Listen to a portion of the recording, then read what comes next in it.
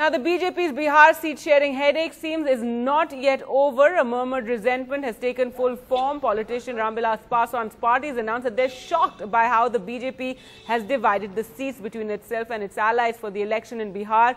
Key ally in a minister, Ramvilas Paswan, who is the Dalit face of this party, this alliance has said that his party got 40 seats.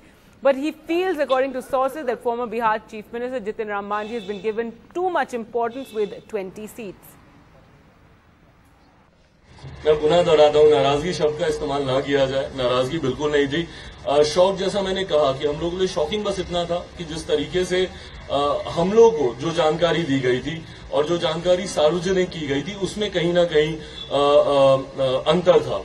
मैं इस बात को समझ सकता हूं, Bharatiya Janata party खुद, क्योंकि वो तीन और दलों के साथ वो चर्चा कर रही है। हो सकता है कि शायद लास्ट मिनट में जो दूसरे दलों के साथ चेंजेस हुए हों वो हम तक पहुंचाना उनके जहन में नहीं रहा हो, या वो जिसकी जानकारी देना उनके जहन में नहीं रहा हो। मैं उनकी इस मजबूरी को समझ रहा हूं।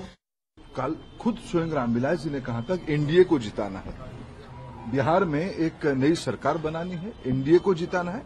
रामविलास जी एनडीए के कद्दावर नेता है।